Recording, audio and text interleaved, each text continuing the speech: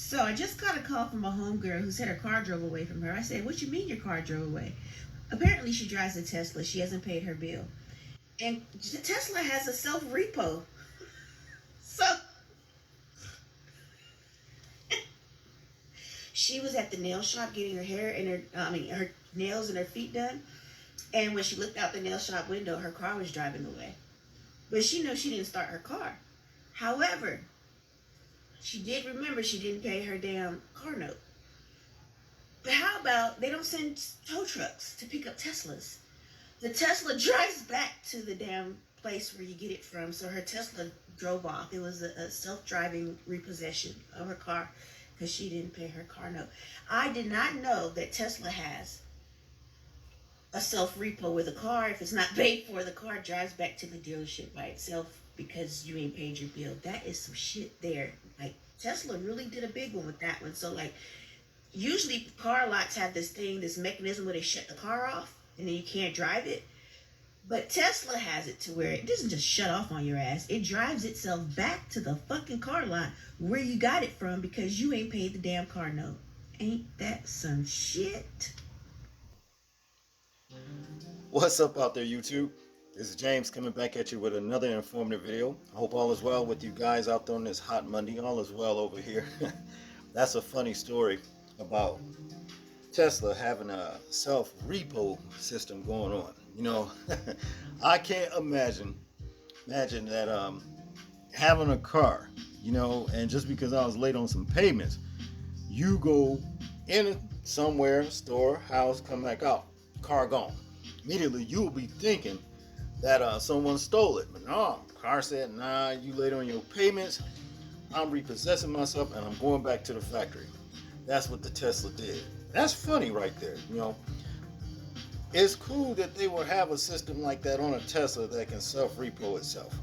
But what's not cool is this story right here. A glitch in the automatic pilot system. Okay, and I know it's got to be a glitch in that system because there's been too many situations in the past that Tesla is actually guilty of with this. It's caused some very, deadly accidents. Okay, as in this particular case right here, you had a Tesla Model 3 on autopilot crashes into a home, tragically killing 76-year-old woman Martha Avila, who was inside the house at the time. Okay, minding her business. Well, you had, I guess, this guy named Michael Butler. You know, he had it on automatic pilot. You know, thing is this. I don't see the significance of having automatic pilot on any car. All right, I just don't. For simple reasons like this, damn thing might malfunction for whatever reason. You see what I'm saying? And when it does, somebody gets hurt or get their life taken in, like in this particular situation right here. Elon Musk designed these cars or manufactured them, called them Tesla or whatever, you know what I mean, and gave it the ability to have automatic autopilot, whatever you want to call it. You know, like I said, useless feature, very dangerous feature.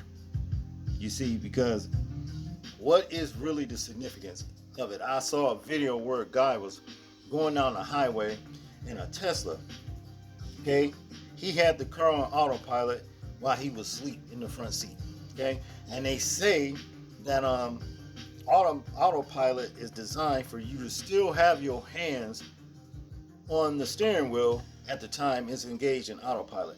Again, what's the significance if you got to do all of that? You see my point? Now, in this video that we're going to watch, Michael Butler is actually, speeding through a neighborhood doing about 100 miles an hour before he wrecked into this house on autopilot. Okay, but they're still trying to. What's his name? Elon Musk is still trying to spin this like it's his fault. So without further ado, let's check out this video, and then we'll get back into the commentary. Tonight, this fatal Tesla crash now the focus of a federal traffic safety investigation.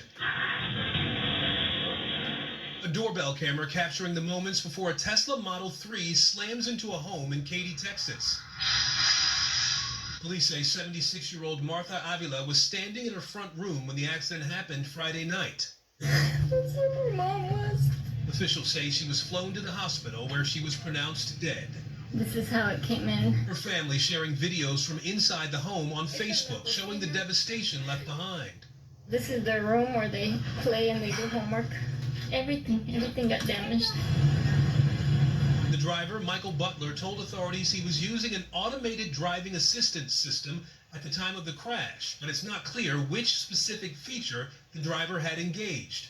We're still evaluating what caused that car to fail to control its speed just before this crash. Tesla's Model 3s come equipped with traffic-aware cruise control, which maintains a set driving speed and following distance. Drivers can also subscribe to FSD, or full self-driving mode, that has automated stopping and turning. Both modes are intended for use by a fully attentive driver, according to Tesla's website. Earlier this year, Tesla officially discontinued Autopilot in the US, a different feature that has been linked to deadly incidents. Right there in the bush. Last year, a federal jury found Tesla partly liable in a 2019 Florida car crash that killed a pedestrian and left another person badly injured when the car was in autopilot mode. Tesla has not responded to multiple requests for comment on this crash. And Aaron Gilchrist joins us now. I mean, this story is a nightmare on many levels, Aaron. And as you say in your piece, there was no official statement from Tesla, but we do know that Elon Musk is posting about this now. Yeah, in the last hour or so, Musk responded to a posted headline on X, and we can show you what he had to say in response to this headline about this crash having happened. He wrote, "Yes, this makes no sense. FSD, or the full self-driving feature that the Teslas have, drives slowly through neighborhood streets, and this was a high-speed crash." And then just below that, there was a response to Musk's post by another leader at Tesla, a gentleman who develops a lot of the AI technology for Tesla. He said, "Yep, in this case, the driver manually overrode self-driving by pressing the accelerator all the way to 100% of the accelerator pedal in this residential area. They reached a speed of 73 miles per hour during the crash and had the accelerator pressed even after the crash." Obviously, this is not coming through an official channel of communication from leaders at Tesla, Ryan, but it's something that, of course, is raising questions about who exactly was responsible or what was responsible for this crash that ended up killing a grandmother. Yeah, he seems to be speaking about it as if they have that data and information. It would be interesting to see if they'll present that, if there becomes some sort of an investigation or trial. But let's talk more about the Tesla driver and what type of charges he could face. Yeah, at this point, we know that the driver in this accident was hurt pretty badly. He was taken to the hospital by ambulance. We haven't gotten an update on his condition or whether he was quickly released from the hospital. We also, at this point, there are no charges that have been filed against him in this accident. The sheriff's office in Harris County, Texas, just outside, happened just outside Houston, did say that they are trying to talk to people who are knowledgeable about Teslas to try to get a better understanding of the automated features of these vehicles so that they can continue their investigation. And we noted as well, Ryan, that the National Highway Traffic Safety Administration has said it is launching a special investigation, a special crash investigation is what they call it, to try to figure out exactly what happened here, whether this was something that was mostly human error or human responsibility, or was a fault of the vehicle that was involved here, Ryan. Well, there's no doubt that that car was moving at a very high rate of speed. The video clearly demonstrates that. Aaron, thanks for being on top of it. We appreciate it. Well, sounds like to me they finna put all this on Mr. Butler. And to an extent, it is his fault, because why would you be pressing the accelerator to 100%? You see what I'm saying? And sitting on autopilot, flying through the neighborhood like that. You know, and the car's doing 73 miles an hour when it actually hit this woman's home, taking her life. You see. But at the same time, I still fault Tesla, because, again, what is the significance of autopilot, okay, on streets, okay, on roads? There's been too many other cases where these cars is just proven dangerous on autopilot, okay? There was one car, Tesla, where a guy had a car on autopilot, and the car went up under a semi-truck tractor trailer. Okay? And of course, he was 53 years old. He lost his life. Man lost his life. You know what I mean? There's other cases where these things was on autopilot, smashing into houses, walls, buildings, or whatever. You know, and the whole car is burnt to a frame. All right? Why was on autopilot?